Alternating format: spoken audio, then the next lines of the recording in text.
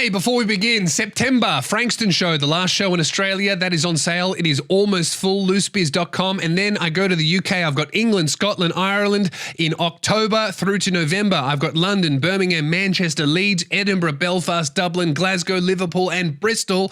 And then I'm done for the year, loosebizz.com. And the merchandise, the Spearhead Sundays merch shop is closing in a couple of days. This is your last chance to get merch. It's a pre-order only. So once they're gone, they are gone. loosebizz.com to grab the t-shirt. We got air fresheners, we got Autist lapel pins, we got a bunch of stuff, and now is your last chance. So grab the merch, loosebizz.com, and enjoy the show. Oh, ladies and gentlemen, boys and girls, welcome to another episode of the Spearhead Sundays podcast. I'm your host, Lewis Spears. I wasn't here last week. Dude, I was going to go into the city. I thought I need a day off. I need to have a nice, relaxing day off. The last episode I did, I rambled on in circles about something that was pissing me off that I planned to talk about for 3 minutes. I ended up talking about it for over an hour. I was frustrated. Everyone said, oh, this is a great episode. I thought, well, I'm glad you guys are enjoying it because it's not good for me.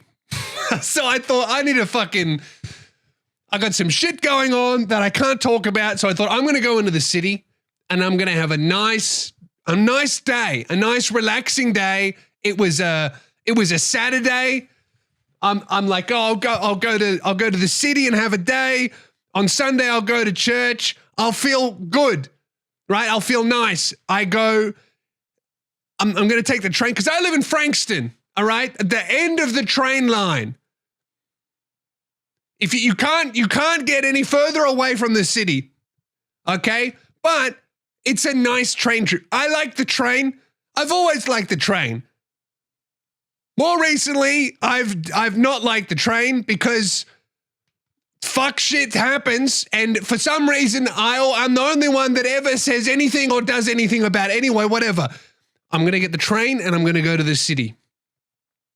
I get to Frankston station. I got up really early. I thought I'm going to have breakfast in Frankston.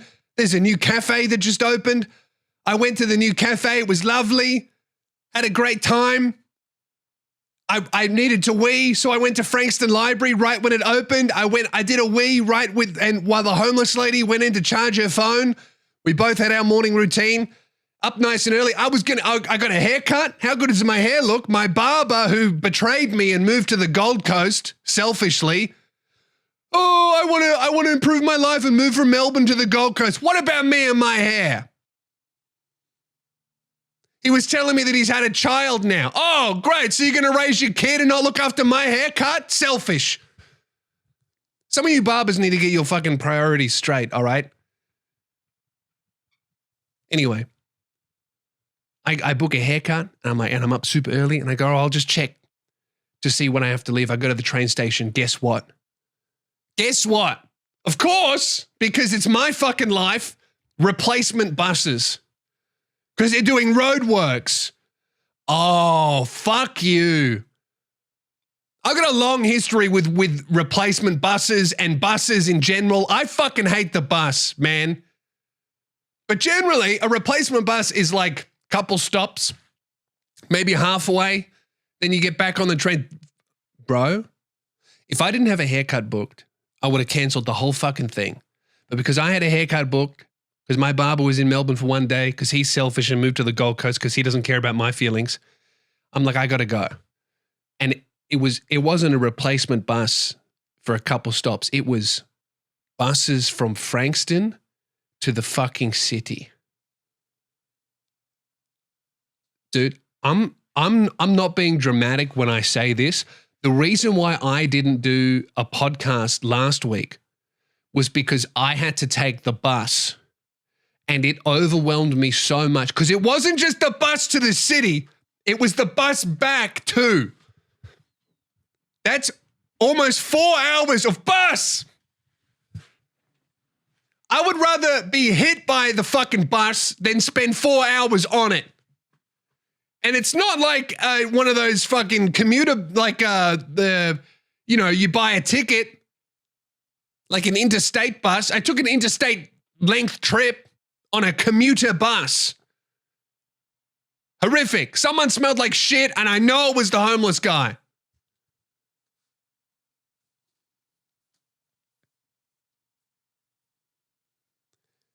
Bro, 4 hours of straight bus. Nothing but fucking bus.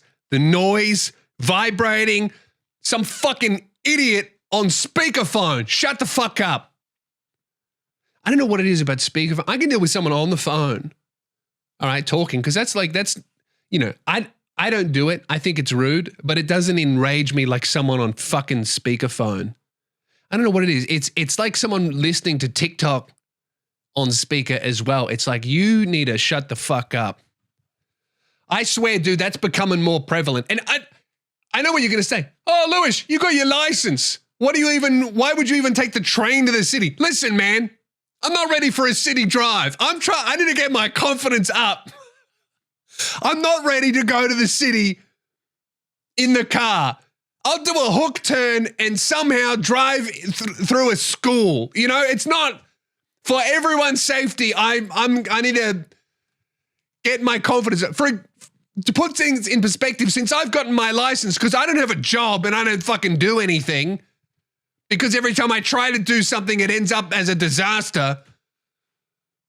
The only place I've driven is I've gone to McDonald's twice, and then I went to my local shopping center. That's it. No, I drove to the beach. I took the dog. I was feeling sad. I took the dog to the beach. That was nice. But that's like a fucking 10, 15-minute drive, maybe less, in one direction on a fucking road. You know? So I'm not up to the city drive yet. Not yet. Not me. And also, I didn't want to do that. I wanted to have a relaxing time. You don't start your relaxing day off with a fucking drive to Melbourne CBD from Frankston. It's not good. So anyway, the last time I took a replacement bus, I had to yell at a homeless man because he was trying to light up crack on the bus. Right next to me. Full bus, packed, replacement bus. So it's fucking packed. Kids everywhere. Fucking crack addict gets on the bus, starts heating up the globe. No one says anything. No one says, everyone's being too polite to yell at the crack addict to not smoke ice on the bus. Not me. I fucking full scream to the guy. I go, I don't smoke that shit on the bus. There's fucking kids here. And I terrified all of the kids. But he said, I'm so sorry. I said, don't say sorry. Don't smoke crack on the bus. Ice. We don't really have crack in Australia. It was ice. Is that what's crack? That's like cocaine. We don't really have cocaine in Australia. We just have like fucking dishwashing powder mixed with speed. Anyway, so I got the fucking bus. So already my day's ruined. Well, more than ruined, because I know that however much bus I'm able to tolerate at the beginning of the day, I got to get that much bus on the fucking way back. And because I was dreading the bus on the way back, I stayed in the city just fucking putting it off. I was in the city way too long. Because I didn't want to take the fucking bus, you know? And I get in the city, and I've been scrolling Facebook a lot, so I'm looking around for all of these jihadists that want to kill me and all of these sub-Saharan criminal rapists. Didn't find many. Just saw a bunch of people walking around having a nice day. So I don't know if maybe the news is maybe a little bit biased, or there are powers that be and forces at play that would like to replicate the burgeoning civil war in the UK and the US. They would like to create that here when that's not really needed. What's actually needed is, stop letting people buy 72 houses for themselves, and that'll fix it right up. You know? But anyway, I believe everything I read. So I'm on high alert. I'm looking out for fucking these pro-Palestine protesters to behead me in the street. But that didn't happen. But I'm sure it did either before I got there or after I left, because I've been reading a lot of Facebook. Anyway, dude, when I got to the city, I had a nice day. But I'm not kidding. I'm not kidding you, dude. I took 3 days off after. It made me sick. Like 4 hours uninterrupted, pure, unfiltered bus. It made me sick. It's been a week. I'm still not over it. So when everyone is coming here to celebrate, oh, he missed an episode. You know I'm right. Okay, to not have let me tell you, you get on the bus for 4 hours from a lower socioeconomic area to the city and back, and then you fucking do a podcast and be funny. Why don't you try that? Why don't you even just fucking go to your job after that? No, you couldn't. So don't fucking judge me. I'm not ready for a city drive yet.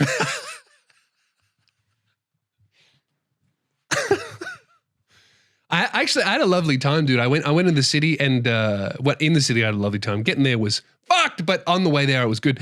I just wanted to go to all these bookstores because there's all these weird bookstores. I wanted to go to this one place called the Hill of Content, because they moved locations. I'd never been into the original one, but apparently they've been there for 103 years. I just saw this video pop up on my feed. They were moving, but they just moved their bookstore down the street.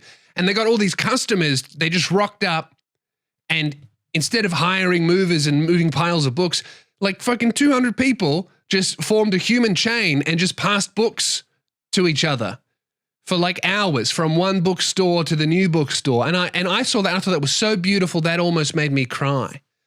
I thought, fuck, dude, that's Australian culture. Not going to a rally that's secretly organized by NSN members and being like, oh, I don't like brown people. You know, you got to foster culture. You can't yell at other people for doing theirs. You got to go out there and fucking do it. If there were more people doing book chains for the love of the game, we would have a lot less to complain about.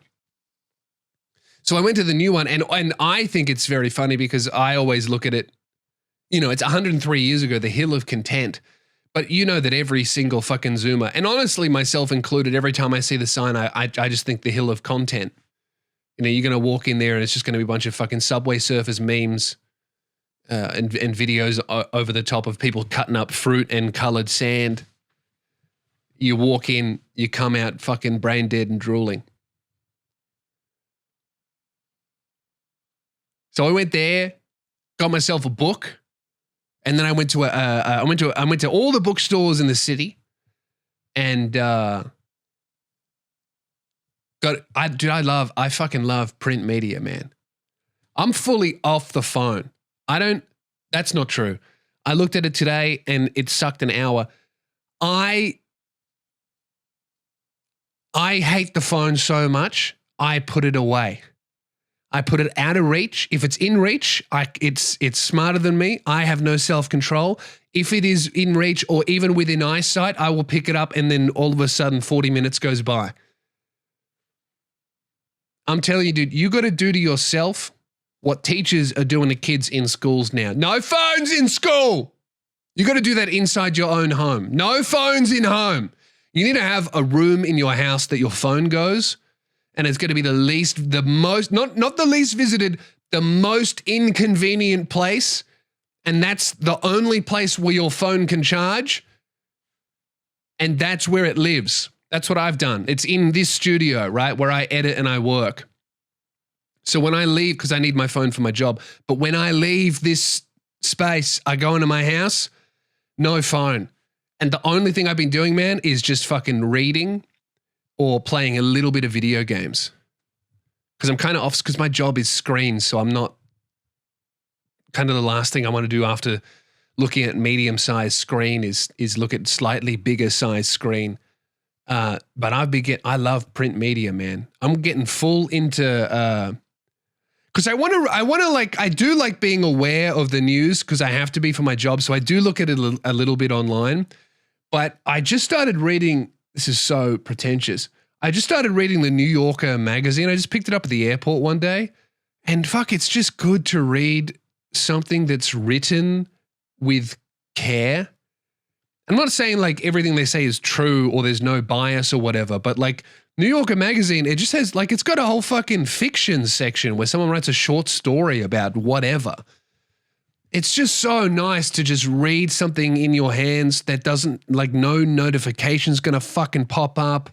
There's no screen or bright light behind it. It's just like words and text. It makes you so much smarter.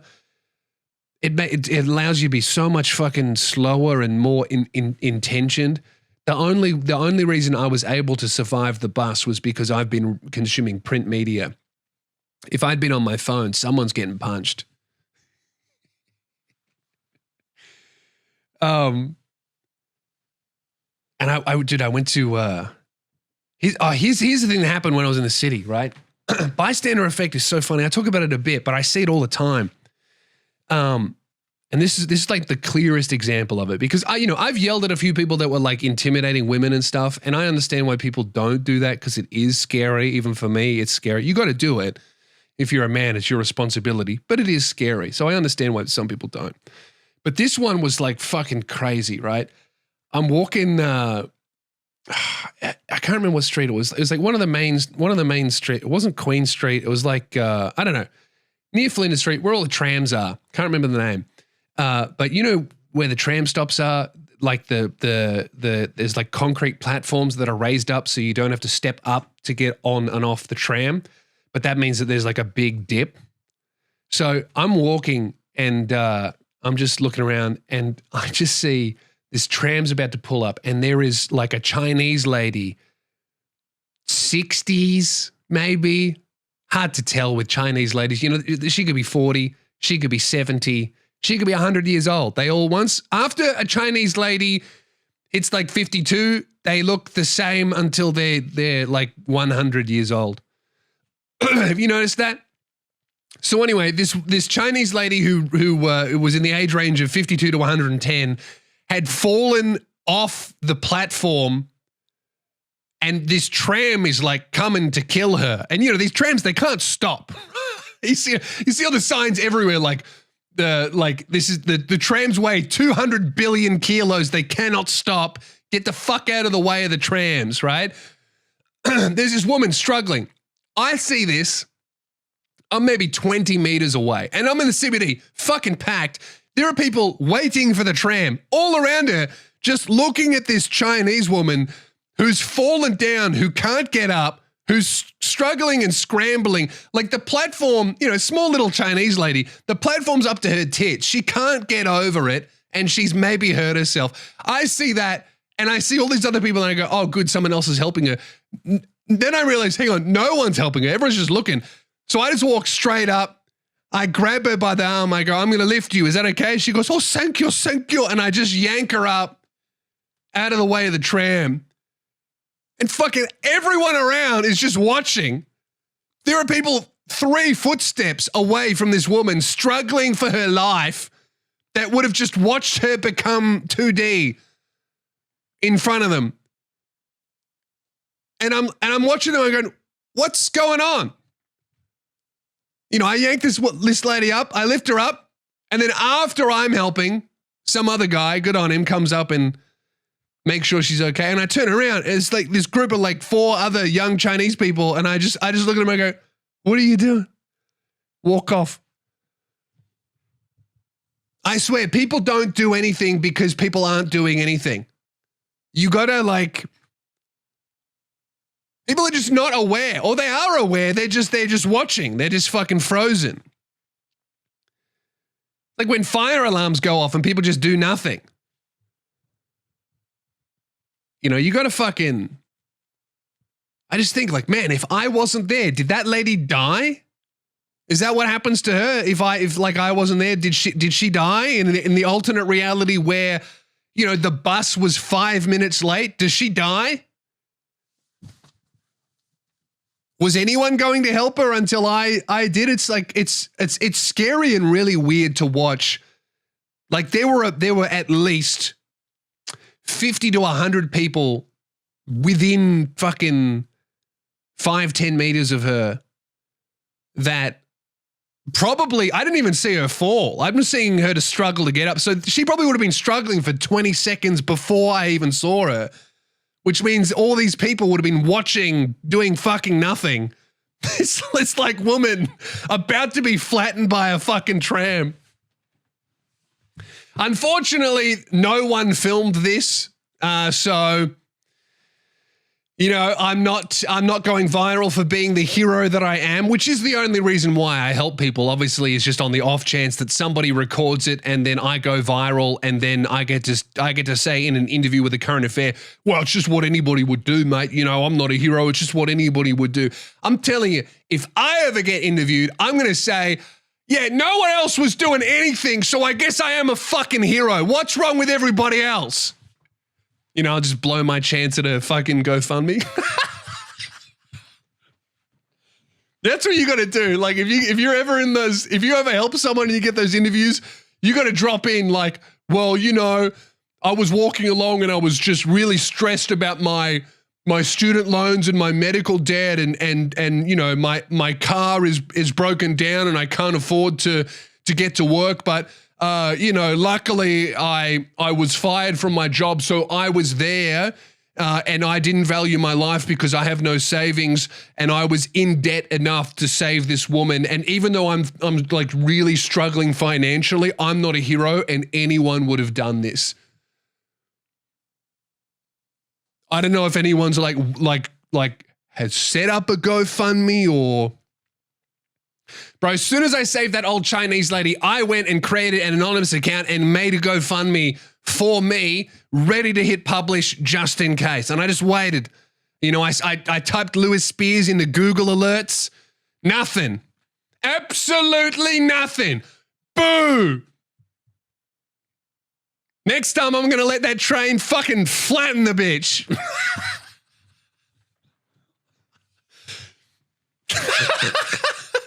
No, I'm glad that I'm a hero and I saved her life and I'm better than everyone else.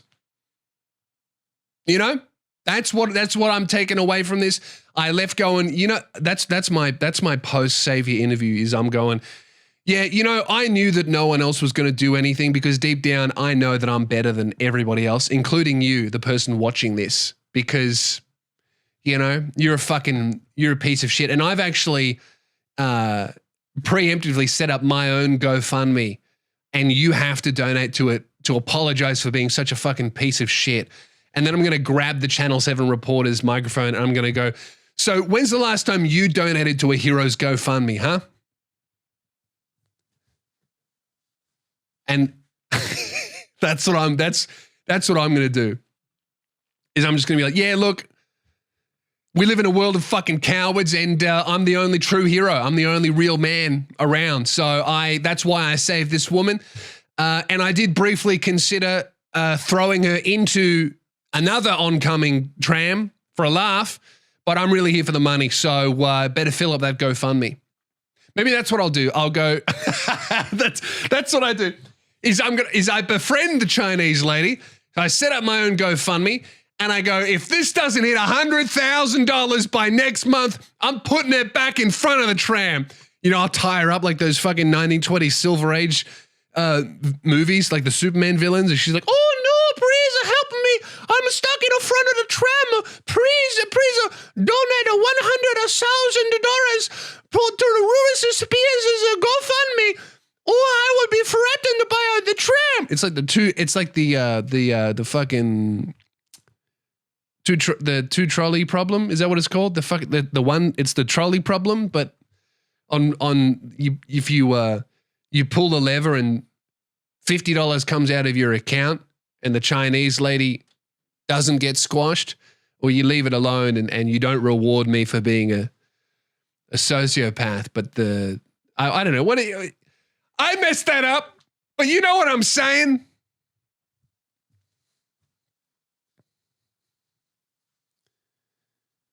Look, that's the third thing. You know?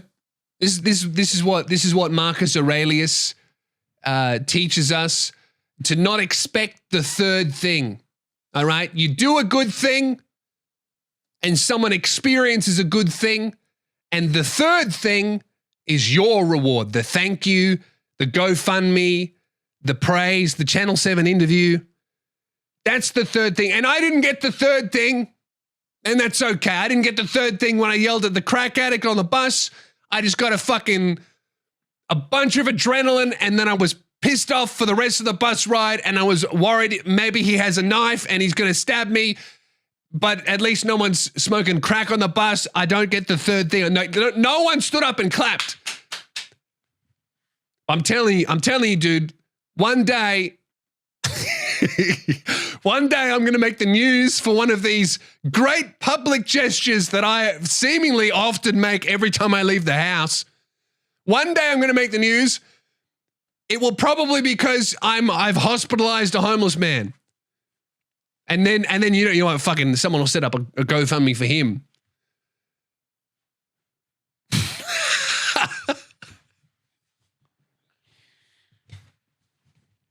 Look, man.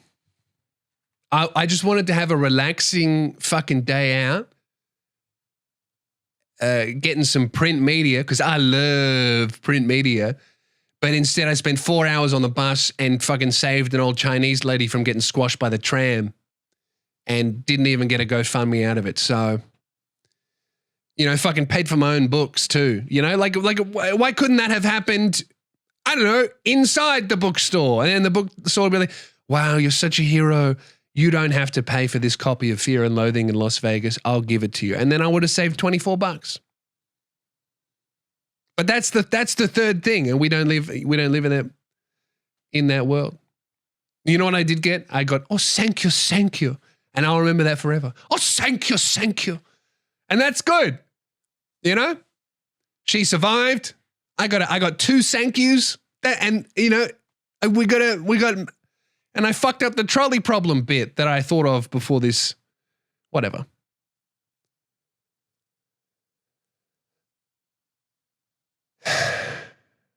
And then I got the bus back, and in the fucking cold. And dude, as pissed off as I am about having to get replacement buses, I will never, ever get upset at the staff, because it's like, it's not their fucking fault and they can't do anything about it. Right? I'm not angry at the Indian lady who's standing in a fucking high vis in 3 degrees weather at 11 p.m. on a Saturday night, helping homeless people who want to smoke crack on the bus get home. I'm not angry at her. She's probably however angry I am about replacement buses, she has to do that tonight. So I'm not going to get shitty. There was one guy, dude, we're waiting. We get halfway from the city to Frankston, and we had to get off the bus for whatever reason. I don't fucking know. I just do as I'm told, all right?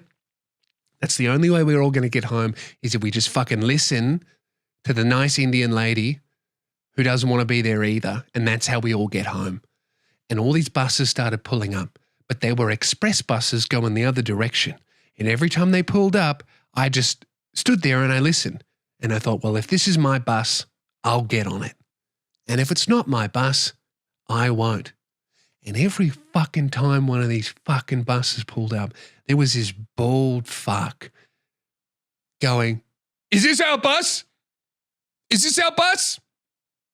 Oh, it's not our bus. Oh, it's not our bus again. Well, I'm sorry, when is our bus coming? Do you know when our bus is coming? And the woman would be like, don't know. They haven't told me, but I assume it's soon. And when they tell me, I'll let you know. And every time, is this our bus? Is this our bus? I just wanted to go, Hey, man, they're going to tell us when it's our fucking bus, all right? I don't want to be here either, but you asking, is this our bus, every time the fucking bus comes up doesn't make the bus go quicker. Don't get angry at this lady. She's not the fucking fat controller from Thomas the Tank Engine, okay? She doesn't want to be here either. Shut the fuck up and get on the bus. If you're so upset, get an Uber, brother.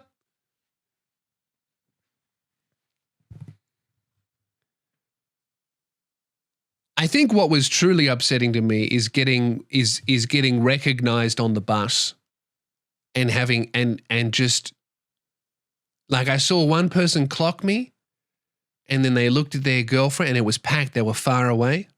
One guy looked at me and he did the face. And that's fine. It's exciting to see people that you recognize. That's cool. I like when people talk to me. That's fine. But I saw him and then that's the bad you go. And I heard him go, what the fuck is he doing on the bus? Oh, I thought it was gonna be the train. What the fuck are you doing on the bus? No one wants to be here. I'm trying to have a relaxing day off. That's what I'm trying to do. That's why I'm on the bus. I swear to God, if I didn't have a fucking haircut booked, I would have canceled that shit. Even though I had the haircut booked, I should have canceled it. But fuck, how good does it look, man? Finally. I think you know what made him a good barber. He wasn't 97,000 years old, and he spoke English. I think that made a big difference.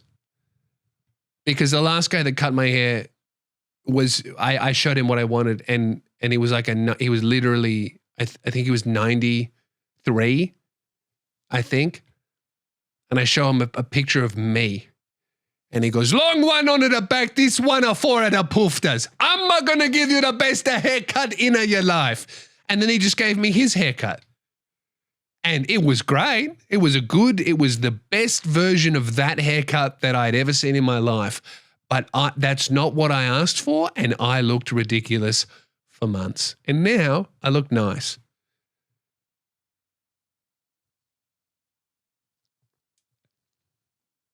I should move on from this. Dude, I think these protests on Sunday are going to kick the fuck off. I wanted to go to film a video, but I'm actually fostering my own community and culture by going to a fundraiser for a family member. So I will not be in attendance, but it looks fun. It looks like it's going to kick the fuck off. We've got the Liberals and Labor denouncing it. We've got people saying it's a Nazi rally. We've got other people going, no, it's not a Nazi rally. I literally got a comment where I didn't even call it a Nazi rally. I said that there are racist elements involved in it, which is obviously true, right? And I got a comment going, dude, it's not a Nazi rally. We're just trying to make sure that Australia is for the white man. Like, brother, we're just all good, man. I think it's going to kick the fuck off. I saw the Australian police going, oh, we've just given ourselves new powers. We're going to be searching people for weapons. We're going to make it so that you can't wear masks. We're going to unmask anyone wearing a mask. And there's like a bunch of anti-March for Australia people that are going to show up. And there's a bunch of pro-March for Australia people that are going to show up. And all the people on one side are going to think they're heroes in fucking, coming out of Russia to curb stomp Nazis, and all the other people on the other side are going to, oh, we're going to fight these paid protesters that are trying to destroy our children, and I really feel like it's just a lot of people are just. Like, they think we are in England. They think we are what's happening over there. Or that like the worst shit that you see on Facebook and fucking Twitter that's happening in the UK. People think that that's happening here, and it's just not. Like, you know what's really interesting about the stuff that's happening in the UK, which seems to me to be quite horrific. But we don't have the wealth inequality that the UK does across all fucking races. The UK seems to have this giant wealth disparity where there are people that are fucking destitute, like huge sections of the population, white people, brown people, Asian people, that are living in just fucking abject poverty that the government and the system fucking hates and despises. And that whenever there are any real actual issues, including like these grooming gangs, they're just fucking ignored because the complaints come from poor people. And then the people running these grooming gangs and preying on like young white kids go after these people that are in impoverished communities because they know that the authorities fucking hate them and don't care about them and don't listen to their concerns. And they take advantage of that. And then that just gets ignored, and then that turns into this tension, and the only way to respond to it is, you know, with fucking violence and outrage because the authorities just not listening, or only listening to one side and not policing properly, and it's just like poor people copping it again and again and again and again and again from all cultures and races, right, in that country. And we have that to a much, much, much, much lesser degree. We obviously have poor people in poverty, but not to that extent. The wealth disparity is nowhere near comparable to the UK. But I think that, like, we see all this stuff happening and we see the worst version of it, and we have no like actual lived experience to understand the context of what it's like to be there. And then we take that into our heads and we go, it's fucking happening here. It's like, nah, dude, there's just like heaps of Indian guys coming. And like, maybe it's a little bit too much, but we could lower it a little bit and then we'll be all right. It's like, it's not a fucking, I don't think it's this huge fucking emergency, the immigration numbers. Like, they're not that crazy.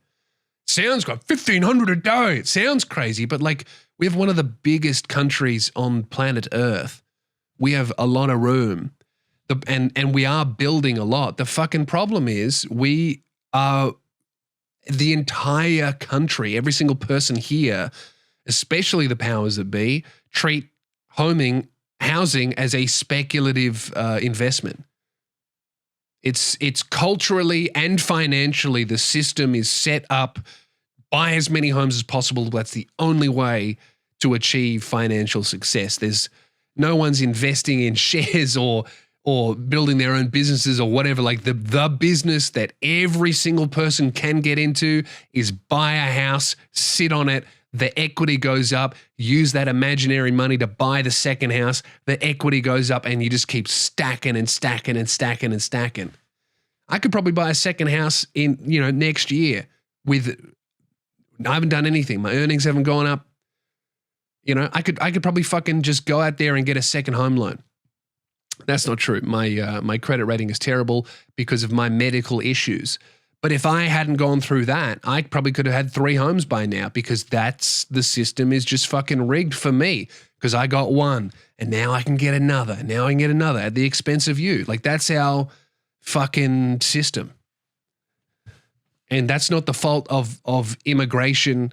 I think it's a super valid question and a super valid concern that should always be constantly being asked when it comes to immigration numbers, is like, how much is this going to affect our culture? Where are these people coming from? What values do they hold? How will this affect social cohesion? Because if you don't have that, you don't have a country. All these things are super valid questions to be asking. I just don't think it's a fucking concern. At the numbers that it's at right now, I wouldn't go much more than this. I'd probably pull it back a little bit, but I don't think it's this fucking massive emergency that all these other people think that it is, because they think what's happening here is what's happening in England, when it's just fucking not. The problem that we have here, the housing crisis and the affordability crisis, is because housing is investment. And the government's come out and been like, oh, today we're going to make it easier for first home buyers with a 5% deposit, and we'll pay the mortgage insurance. It'll make it easier for you to get your first home. That's not going to make it easier at all. That's just going to make housing prices go up even further. It already has. Because it's known that I own my house, I'm an owner-occupier, as soon as they moved forward, right, before they moved forward this mortgage insurance thing, the 5% deposit thing, the government, where they're going to help first home buyers get their homes, right? When they announced that, I started getting leaflets, multiple leaflets in my letterbox every single fucking day from multiple real estate agents going, investors want to buy in your area. They want to buy off market. They want to buy your house today.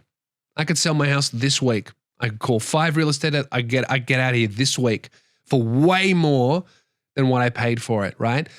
And the reason investors want to buy my house right now, Frankston is a growing area, is because of this 5% deposit thing that's making house prices go up, because housing is an investment.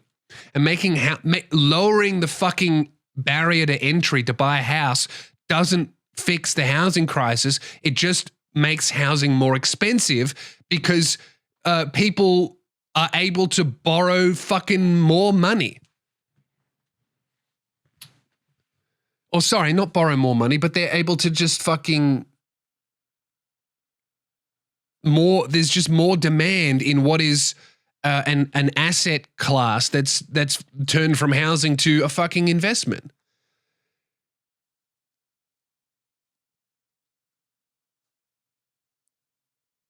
And also I've been seeing people say like, oh, this 5% deposit thing is great, but like you can only really it's capped at a certain earnings level, and that certain earnings, I think it was, the numbers are going to be off here, but I think it's capped for people, single people that earn like $125,000 and less. But like someone earning that amount of money can only get a loan for about $600,000. They can't fucking buy a house. Unless they have saved up fucking $400,000. They can't buy a home that you would raise a family in. They can get an apartment for fucking $600,000. Not without moving to, another place where maybe they wouldn't want to live. You can get a house for $600,000, but can you get a house in a safe area where you would want to raise children with good schools and also a place where you can do your job that you're trained for? Not everybody can. And when they said, so they were going to do this 5% deposit thing, they were going to do it on one date. They've moved it up. So they've advanced it. They're going to do it sooner than they said that they would. I've been getting calls from real estate agents. I've got letters and letters and letters from real estate agents and private investors and buyers that just want to buy my fucking home because the investors know that this scheme is going to make houses go up in price. And what it's going to do is it's going to just get all these people that could just barely scrape together well, it's the thing, if you got a 5% deposit and you only make $125,000 a year, most people earning less than that, you can't buy a fucking house. You can buy like a 2-bedroom apartment because you're not going to get approved for enough money to buy a house unless your parents are loaning you a fuckload of money. Like, this scheme that the government's brought in is not going to help people get into homes. It's just going to make fucking apartments become more expensive and property prices go up because there'll be more demand, but like no extra supply. And it's like, I mean, I'm seeing it already. Offers on my house, they're getting higher and higher. And I'm not selling because I live here. I'm an owner-occupier. I have no intention of becoming a property investor. But property investors want to buy my home because they know this scheme, house price go up. And if you only have a 5% deposit and you fucking borrow the rest, now you are leveraged and you got so much debt hanging over you, which is what's happened to me, where it's like 2 bad months, you lose the house. I'm still there. And I thank God every day that I work in an industry where like I can make a fuckload of money and then none. So if I really get into an emergency, I can figure something out and you guys will respond. But like, you know, the downside of that is sometimes I go months where I don't make any money. You know, it's very erratic, my earnings. So like over the year, it's pretty stable, but I can move my big chunk of money up, do a tour, a merch drop, fucking figure something out. But normal people can't do that. Normal people with normal jobs can't do that, like salaried jobs. Like if you get into an emergency and you know you got to replace the car or you get hurt, you can't work for a month, and if you could only scrape together a 5% house deposit, that's probably 100% of your savings gone. Do you see what I mean? Like, I feel like this. Great. I don't think it's a bad idea to fucking go out and buy a house if this makes you able to, but if you can only scrape together a 5% deposit. You know, I don't think this is helping people. Or it's helping people. It's not, it's also ensuring that house prices steadily raise. Like that's what both parties are committed to, is steady home price growth. They've both said it. No one wants house prices to go down. I saw a comment on my last podcast, this guy going, oh yeah, you talk all of this stuff, but you know, I bet since you got a house, you definitely wouldn't vote for anyone that would make your house worth less. I don't give a fuck if my house goes down in value. I live here. I'm not moving. I don't care. I bought it. I pay my fucking mortgage. And at the end of that, I'm going to own it. Forever. I don't care if fucking over the next 5 years, if my house halved in value, my life would be unchanged. I don't care. I live here. I own it. It's mine.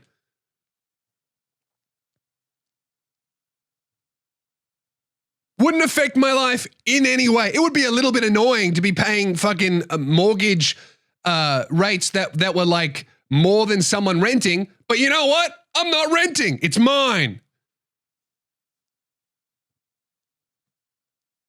And I'll be able to pass it on to my children. And I'll be able to build a second story on it. Or I'll be able to fucking paint it whatever color I want to. I don't have to have a fucking soulless in a... Oh, I can't say that word. Sorry, I was talking about real estate agents and I got carried away.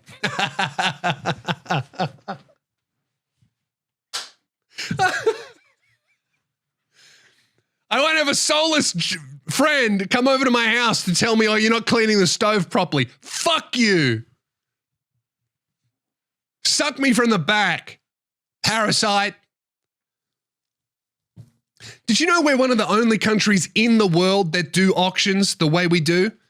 You know that nobody else does that, like the fucking idiot in a suit with a rolled up paper going, hey, going once, going twice. No one else does that. Do you know why they don't do that? Because they don't treat housing as an investment to the level that Australians do.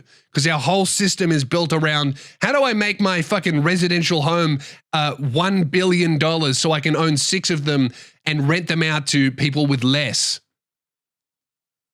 So I don't have to pay the mortgage myself. That's the problem. It's not immigration. Immigration is something that consistently needs to be talked about and it can't be limitless. I don't think we should have infinity Indians like Canada. I think that's fucking stupid. I think we need to be very measured and careful with how many people we let in and where, and even fucking gender demographics. I saw in the UK, I looked at, I was just learning because it was all this tension and shit when I was there. I was learning about the numbers that were coming in and they were letting in way more men than women. I was like, well, that's a fucking huge problem. What do you think is going to happen if you have more men than women? Nothing good, right? So all of this stuff needs to be discussed and thought out intelligently and emotionally and compassionately and not at the expense of the country that we have, because we have one of the best fucking countries in the world to be a normal person in. But the real problem is this poisonous culture and political and financial system that we have where everyone views housing as an investment. where you can make way more money in this country buying and holding on to homes than just about anything else. That's a fucking problem. And when people go, oh, I bet you wouldn't fucking vote for, already did. Twice. I think there's been 2 elections since I bought my house. Already voted twice for people that would make my home that I live in and own worth less. Because I know that's good for the country. And if we don't make decisions that are good for the country, I don't give a fuck if my house is worth $3 million. I don't want to drive through slums like I saw in LA. You know? I don't want to be like when I walk through London and there's fucking homeless people everywhere because there's just this unbelievable wealth disparity. Even like as a millionaire, I'm not one, but if I was a millionaire, I would not want to live in a country like that. Like that's bad. I don't want to be driving through fucking bin fires in a Rolls Royce. It's not good. I'd rather have less money and be able to trust everybody in my neighborhood. And if no one can afford homes, you get chaos. As we are starting to see. I reckon Sunday's going to kick off. But I won't be there. I will be doing a fundraiser for a little girl in my family that is battling brain cancer, which is, God willing, looking like it's going well.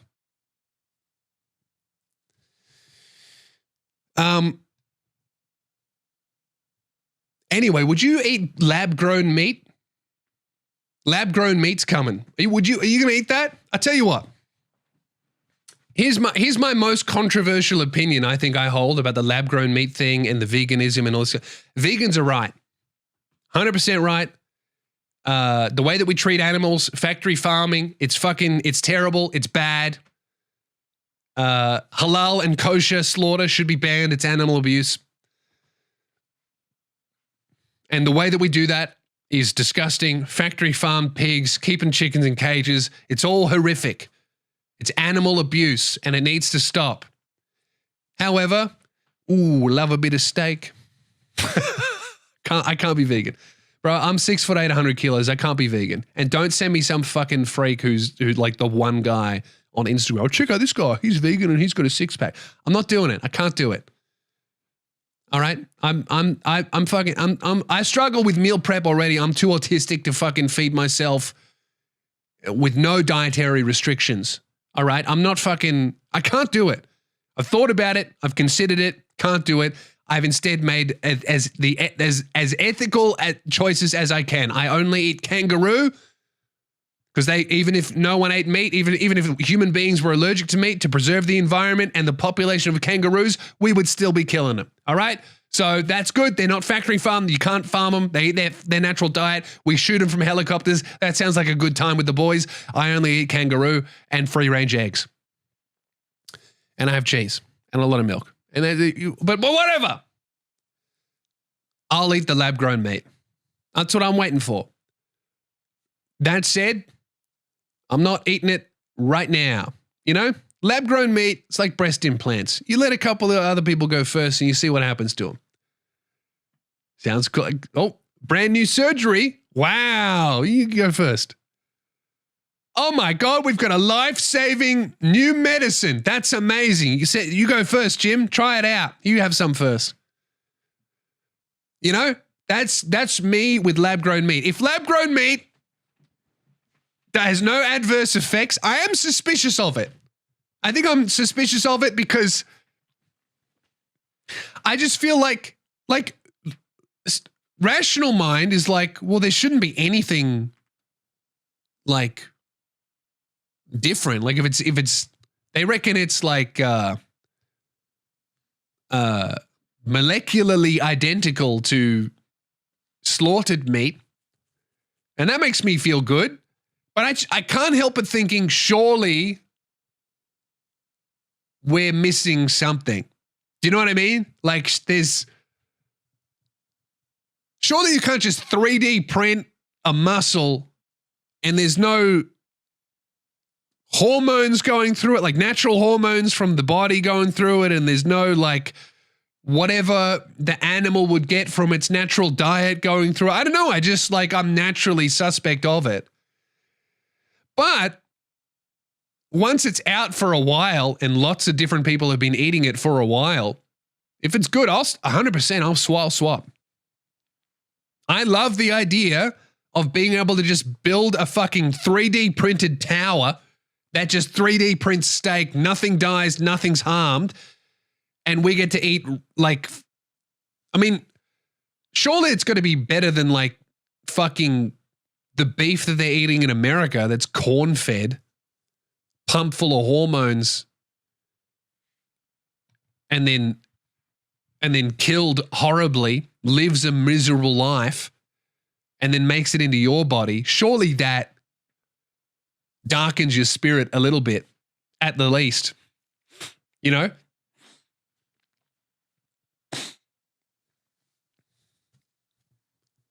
But I'll eat it. But I won't eat it first. You know? I think that here's what I think. I think vegans are correct, but they're unrealistic.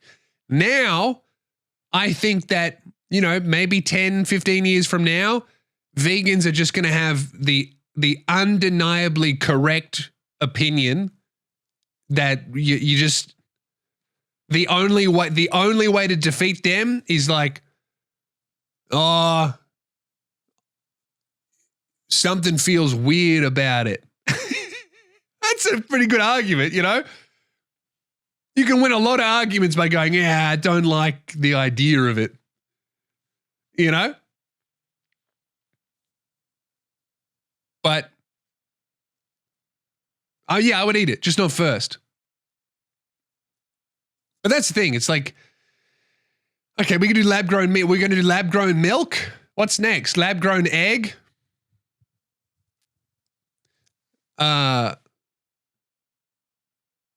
Lab-grown celery? Lab-grown pocket pussy?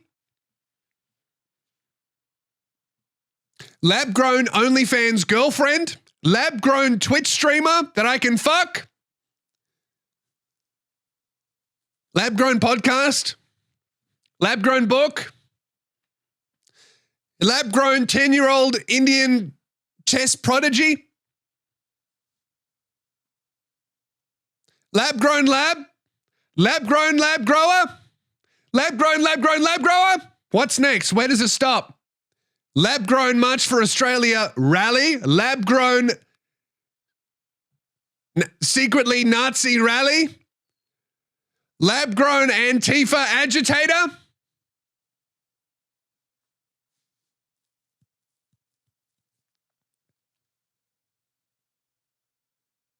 Surely you could just like build one of these fucking meat printers and just airdrop them into impoverished country. What I don't get is like, where does the meat come from? Like, where's that? What is that? What's meat? If it's not, how are you 3D printing a bicep? Do you know what I mean?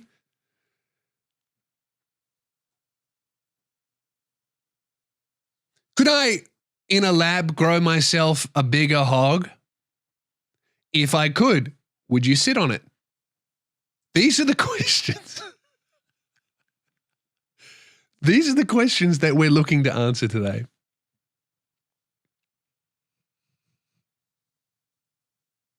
I don't know, man. I'll eat it, but not first. That's where I'm at. That's where I'm at. And what? Here's what I want to know. Why should I not? Why should I not eat it? Because it's an affront to God? I mean, so is growing carrots. You know? Like, what's the difference between meat made in a lab versus cabbage made in a lab? Like it's literally fucking, we're eating GMOs every single day. So the affront to God thing doesn't really hold up, and but I absolutely identify with feels weird for some reason.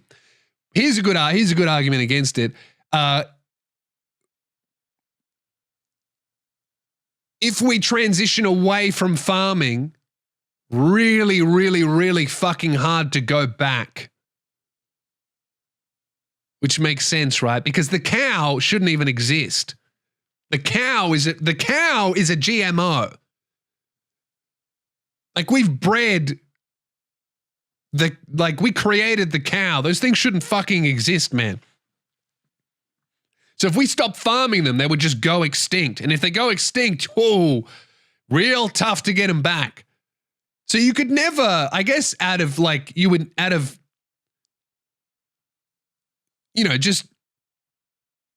you'd want to be real sure that you would never, ever need a cow ever again. You could never fully transition away from this type of farming just to be safe, because fuck, you'd hate it for someone to, upload a computer virus and now you can't print steak anymore globally and everyone dies. That's no good. You're like, oh, fuck. Does anyone remember how to farm cows? No. What's a cow? Well, it's this thing we used to eat. We used to kill things? That's disgusting. Yeah, well, our 3D printer meat factory just shut down, so we're going to have to start learning how to kill each other real quick. Shall we do the emails? I've got an email. It's sitting in my printer here. I'm going to get them out. If you would like to email the show, send an email to podcast@loosespears.com. If you need some life advice, if you have a question, if you have a story you want to tell me, if you want my opinion on something, you can email it through to podcast@loosespears.com, and I'll do my best to get back to you. We've got one email today because it's a bit of a long one. I haven't read all of it. I read some of it. So let's find out together. And I'm going to continue on Patreon as well after this. If Patreon this month is free. So the Patreon episodes are all free for free members. You've got to sign up as a member using the free tier. It is free, and all episodes this month are free. So to celebrate 400 episodes of the Spearhead Sundays podcast. And yes, life, job, and love dilemma. Hi, Lewis. I'm 20 years old. My name is Sam, and I live in Mount Gambier, South Australia. I'm 2.5 years through a 4-year apprenticeship to become a welder. That's a fucking man's job. I used to be able to truthfully say I love what I do, but that has not been the case for quite some time now. My job is essentially to be a Chinese factory worker. Oh, thank you. I show up each day, and for 9 hours, I make the same few different items that all contribute to a larger product that my boss sells. Yeah, nice. You're a cog in the machine. Most days I can tolerate as I zone out and imagine other things, projects I'm working on. Couple girls. When I next get to see my girlfriend, dude, crushed it. What I'm doing for the weekend. But for the past few weeks, I've spent every waking minute at this job just feeling like death.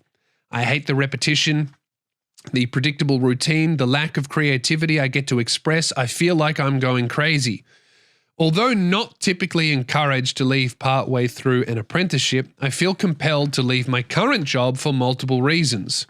What are your thoughts? That's a tough one because you're almost done. What, you got 18 months left? You're 2.5 years through a 4-year apprenticeship, so you got 18. What, is the money good? I reckon you can 18 more months. You're only 20. You can fucking do it. If the money's good, I would just stay. Job hunting is really fucking tough right now. I mean, I don't know what it's like to be a welder. I don't know what it's like to have a normal job. I do know it's fucking horrible. I did laboring on building sites, and I worked in call centers, and I worked at a butcher. I've had lots of normal jobs, and every day I'm very grateful that I get to do this. But yeah, I don't know. I didn't think I'd fucking. You got 18 months left. I wouldn't quit. I wouldn't quit unless you had something else, because you're almost done. Firstly, my girlfriend of 3 years lives and studies up in Adelaide. This is a 4.5-hour commute. Oh, I'm going off to my real job, fucking dealing with the missus. This is a 4.5-hour commute. It could be worse, dude. You could be on the fucking bus. 4.5 hour commute I make every 3 weeks or so. The driving doesn't bother me so much. It's just the long distance relationship, not having anyone to come home to, all the joys of living by myself. Oh, you're lonely. I miss my girlfriend. Gay. Secondly, I'm not actually from South Australia. My family live and I grew up over in Victoria. I moved in pursuit of the job I now despise. Oh, that's tough. This has also left me without any friends, and in this 2.5 years, I've only just made friendships with 2 guys who are similar in age to me. I would hate to move away from them after just getting to know them. Thirdly, as my family nor my girlfriend, or until recently any friends live near me, each weekend is spent either in Victoria or Adelaide. I feel like a child of divorce, bouncing around all over the place, and to add to that, I have hustles selling firewood and doing small welding jobs on the weekends, which I need to go back to Victoria for anyway. But generally, my life feels constantly unsettled. So you are a hustler, which could be your problem. You know what this sounds like, buddy? Sounds like you're burnt out. Sounds like you could quit this job that you have, get a new one, and feel exactly the same in 3 months. Sounds like you're a little bit burnt out, brother. You're doing too much shit. Another thought I had between my 2 side hustles, I have not caught a weekend off in probably 4 months. Well, that's why you hate your fucking job, dude. I often second guess myself and chalk up my feelings to burnout. Yeah, dude. And just generally being tired. But I'm also in my big swing era, big fan of the name. And by the end of the year, I'm on track to have nailed a $40,000 car loan within about 18 months. So I feel like I can't take my foot off the pedal just yet. Does that mean you will have paid off your I guess that's what that means. You will have paid off your $40,000 car loan. That's awesome. That seems like a big loan to be taken out. Oh, you're a fucking trader. You need a big car. I should preface that if I do leave, as long as I can find another employer willing to take me on, I can continue my apprenticeship to completion. Leaving would also burn a massive bridge with my current employer. He has, in the most part, been really good to me, good to all of his employees. It would come out of left field if I did decide to depart. Okay, firstly, 2 things with your job. Don't be showing loyalty to an employer. If you can get a better job, get a better job. The only time you should be showing like real big loyalty to an employer is when it's a small business or when you could maybe get a shot at getting part ownership, right? Other than that, fucking job hop, dude, because you'll be replaced if you died in a month. Less than that. So,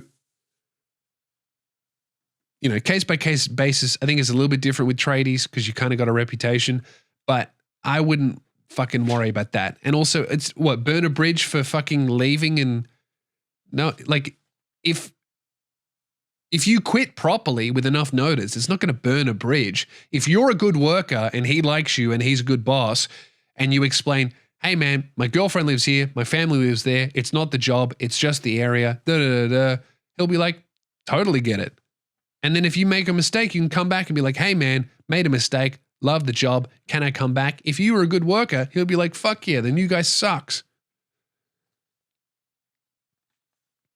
I've worked with people again who have left me to do other things because they quit properly with enough notice and then have come back and been like, hey, I've got some free time, or hey, I would like my job back. I've been like, yeah, cool. I liked working with you. Let's do some stuff again. That's, you know, I'm an employer and that doesn't bother me at all. As long as, if someone does a good job and quits properly, I don't care. I'm happy for them. It's inconvenient for me if they are a good worker, but it's never like burning a bridge unless they lie to me or quit super short notice or fucking, you know. The final note I'll add before your evaluation, my girlfriend and I may be young and 3 years has gone by very quickly in the best way possible. But I love this girl. That's beautiful. And when our prefrontal cortex is finished developing, I do want to marry her. You should. We've talked extensively about our future together and we both see each other long term. I only add to this because I have a coworker/friend, he's 32, that regularly reminds me of the grim reality of an LDR and then makes references to his own unresolved trauma of a past partner cheating on him and frequently informs me how much better I could do, and how chances are we aren't going to be together in a few years. So what's the point of pursuing something that means a lot to you now, even if there is a chance it all falls apart? Dude, don't fucking listen to a loser trying to ruin your relationship. That's something that when you are in a relationship, especially a young relationship that's going well, that's been going for a few years, there's something really weird. People will see it and resent it and want what happened to them to happen to you, because it makes them feel like it's normal. And it makes them feel okay, because that means that what happened to them happens to everybody. Like it's not a bad thing that should not have happened. Do you know what I mean? It's, you know, it's literally what you've said. It's like he wants his trauma to happen to you, because then it's not trauma. It's just normal and everyone goes through it. That's a man who's scared of himself and his own fucking feelings. So he's trying to make it happen to you. Don't listen to that man. Never listen to someone who wants their misery to also happen to you. It's fucking poison. And I would even say, hey man, stop saying that to me. I don't like it. Nothing wrong with that. Say, hey dude, I'm sorry that happened to you, but it's actually very upsetting to hear you say that to me. There's nothing wrong with that. Is standing up for your partner as well. I mean, like, hey dude, you don't know this girl. And if it happens to me, I'll be very sad, but don't fucking tell me it's going to happen to me. Because I don't think it is. I think that's beautiful, and I think you should marry her. Any advice is greatly appreciated. It honestly might even help to just have someone read my situation back to me. I think you know the fucking answer. You've written it out. You're going through burnout. Listen, I'm doing my big swing, right? Everyone knows this. Everyone's seen that I've been more prolific than I have been and more consistent than I ever have been for the longest time period I ever have been.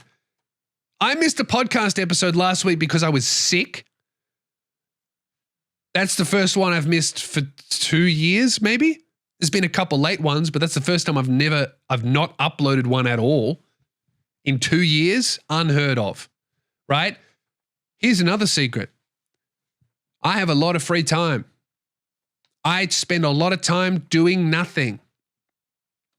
I spend a lot of time resting. I spend a lot of time sleeping. I go to bed early. I wake up early, and I relax a lot. Because I understand that intentionally doing those things fuels my ability to create better and more frequently and do my job.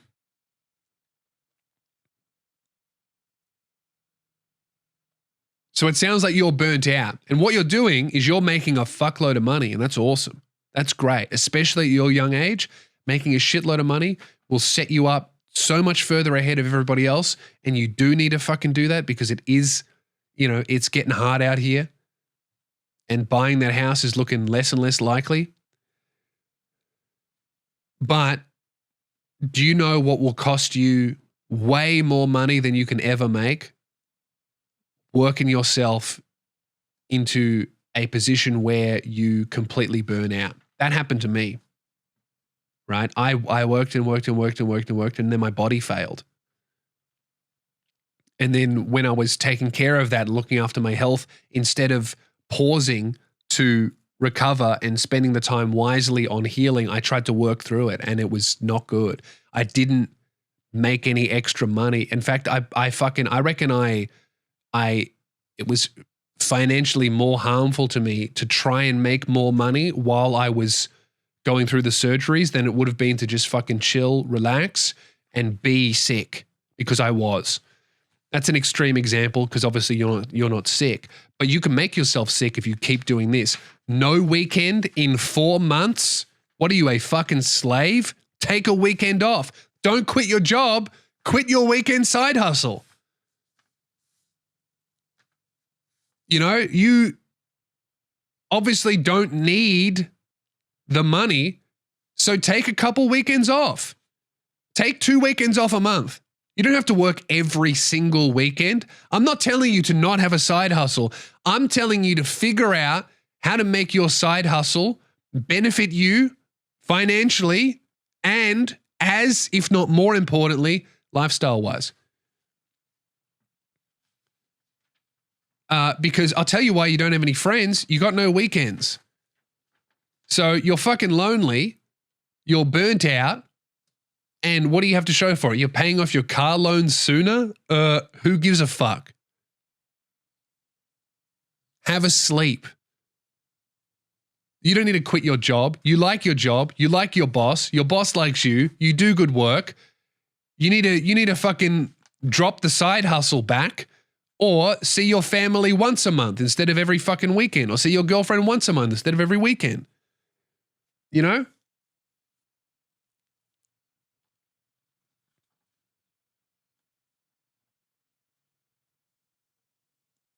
Yeah, you either need to, what you need to do is you need to either stop this side hustle thing until you finish your apprenticeship, because I assume you're going to move, or just fucking move now. And then you can do the side hustle, cut out all of the travel to seeing your girlfriend, and you'll be fine. Don't quit. Yeah. You need weekends, man. And you need friends and community. One of the best things I ever did for myself, was I take Sundays off now. I don't do anything on Sunday. I go to church. I connect with a whole community that was there the whole time I've lived here. Just meeting and hanging out and being, friends with each other and looking after each other and all this kind of stuff. I'm going through a real rough time at the moment, and they're all checking in on me, making sure I'm okay, and it's fucking beautiful. And I'd be lost without it. You got to figure something out. It doesn't have to be church. You got to figure something. You got to find your church, your community, And if you are working or driving every single weekend and every waking moment between work, you're either driving or side hustling or whatever. Of course you have no friends. Of course you're lonely. Of course you're burnt out. You got to find your community. And that could be a swim club. That could be a run club. That could be a book club. That could be a church. It could be a mosque. It could be fucking anything. But you got to find something. And they're all out there. You can find them, but not if you have no time. And yeah, if you don't, here's what I'll tell you, right? How old are you? You're 20. I'll tell you what's going to happen. If you don't actually rest and actually give yourself time to do nothing with no responsibilities, you will be forced to by your own body, which is what's happening now. You're going, oh my God, I have to quit my job. I've got to change something. It's like, bro, just take some weekends off and you'll be all right. You don't have to do anything. Just take some weekends off. You don't have to do anything. You don't have to do anything. You're 20 years old. You're about to own your fucking car. That sounds like a nice car if it's a $40,000 loan you've got. You're about to finish your welding apprenticeship. You're going to walk into a job that pays quite well. You've got a girlfriend. She loves you. You love her. You're going to get married. You're killing it, dude. You don't have to do anything. There's no emergency. You got heaps of time. Nothing's even gone wrong. You're just stressed because you're not snoozing. You're not relaxing. Chill the fuck out, man. Find your church. Find your community. Make some friends. Have some time off. Relax. There's no rush. There's no bad guy coming to get you. You've got time. You're 20 years old. I know this because I was you. If 20-year-old me looked at where I am, I'd be like, fuck, I got to work hard, I got to run. There's no rush. It's all right. I'm killing it. I'm getting there when I'm getting there. If I got to America any earlier than now, it would have been a fucking disaster. Thank goodness I didn't make it when I wanted to, because I would have come home real quick. It would have been a disaster because I had health issues to sort out. There was a pandemic to go through. There are all these lessons I had to learn about other people and all that kind of stuff. Like, it's all good. What you need to realize is if you think about it, and for me, I found God, so it's like it's for me, it's like I'll explain it how it makes sense to me. But it was true before I had found God. There's a path for you. And for me, God's like designed a path for me. And I know when I'm on the path and I know when I'm off the path. And the path is lit up. There's lights all around the path. And it says, here's where you should be going. And if you really think about it, each of us have a path, right?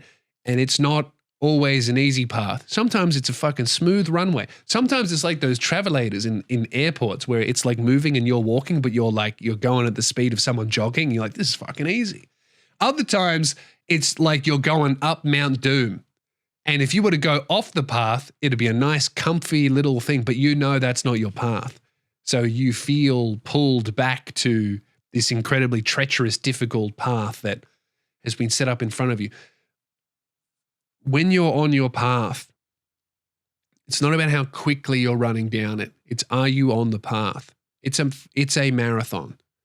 When Frodo took the ring from the Shire to Mount Doom, he could have stayed in the Shire and be very comfortable, but he knew that wasn't his path. His path had been laid out by God or the author of the universe, Tolkien, right?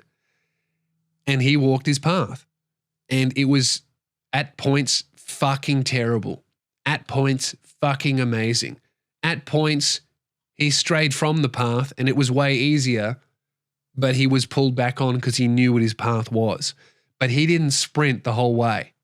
There were times where he had to, but most of it he just walked.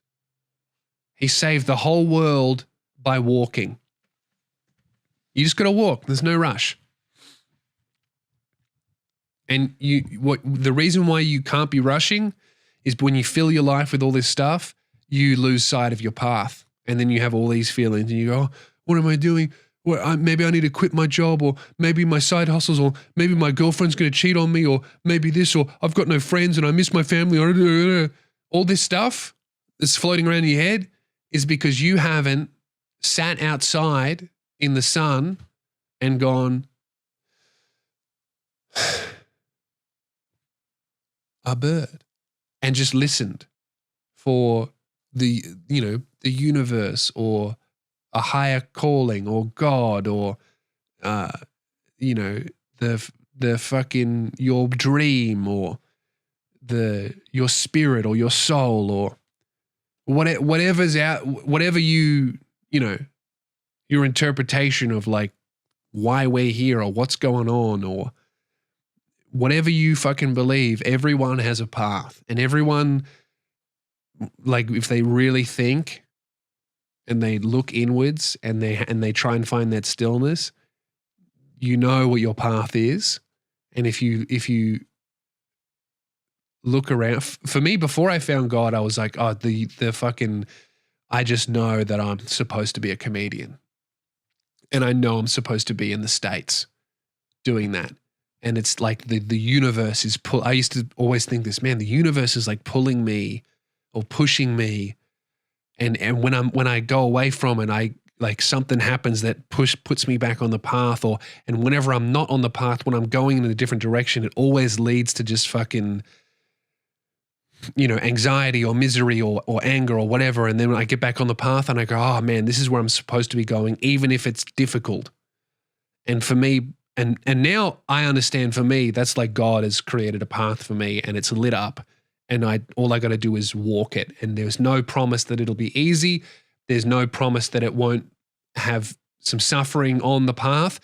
What is promised is it's my path. And I can choose to walk it, or I can go, fuck it. I don't have to do anything, but I will always see my path in front of me. And it's lit up.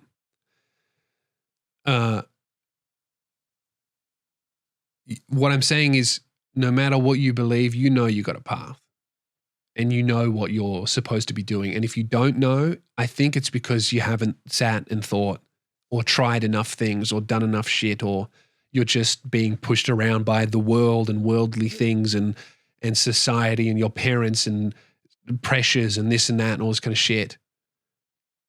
And a lot of that is not your fault. But it sounds like you, Sam, you got a fucking, how about this? Next month, Take every single weekend off and see what happens. You don't lose anything. Tell your girlfriend, hey, I'm not going to come up. She'll be like, all right, used to it. She'll be fine. If she loves you, she'll be good. And just, I might go for a walk. I'm not going to do something and just see how that feels. And if it feels like a terrible fucking emergency, like you're lazy and you've got to be doing something, just see what happens on the other end of those feelings. Walk around, look at a bird. I feed my bird. This morning I left my house and all the birds, they know the sound of my front door closing because I feed them peanuts. All these magpies flew from their tree when they heard the front door close and they all said, oh, good morning. And one landed on my head and it made me laugh. And I went, what the fuck? And then another one landed on my arms and was eating peanuts out of my arms. And I just thought, dude, I've lived here for 4 years and only in the last, I think less than a year, since last spring, 1 year, have I like actually paid attention to the nature around me on my walk and being present. And look at what a fucking bountiful reward and joy in my life has come from that. Is the birds go, good morning, it's our guy. And every morning I hear the birds outside going, where's our peanuts? We want our peanuts. And it makes me smile and it makes me get out of bed. And I could have had that for 3 years. But for 3 years, I was just, I gotta do this. I'm falling behind. Oh man, maybe I can make content out of my surgery, and maybe I can do this. And what if I took out a loan so I could do that? And it's like, bro, go outside, see the birds, breathe. It's all good. There's no rush. And now I'm here, ironically, from like letting go and just creating when it feels right and doing my job when it feels right. I've made more shit than I ever have. It's getting more views than it ever has. The podcast is the biggest it's ever been. So is the Patreon. And I'm like, oh man, all I had to do is walk the path that God lit up for me and it works. It's because it's not in my hands. It's out of my hands. I just do what I know I'm supposed to do, and what happens, happens. And that's not in my control. That's what I said before. It's the third thing. You're looking for the third thing. Don't look for the third thing. Do your job. Do some rest. The third thing, completely out of your hands. Relax. See the birds. Go for a walk. Have a fucking weekend. All right? With that, I'm going to end it. Thank you very much. A reminder that Patreon is free this month. This is the last free Patreon episode that's going up. So if you join as a free member, there will be an entire backlog of this month's episodes that are free on Patreon. I think there's like 6, 7, maybe even 8. I can't remember, but they're all great. They're all funny, and they're free. So check it out. Check it out at patreon.com/losespears. You can join for free, or you can pay to support the show. That's even better. We love that. And also, this is your last few days to buy the Spearhead Sundays merchandise drop. Orders will be closing shortly. losespears.com. That supports the show. Come and see me live. We got Frankston coming up in September, and then I'm off to the UK, England, Scotland, Ireland. All right, that's it. Happy Sunday. Have a shit one. Bye.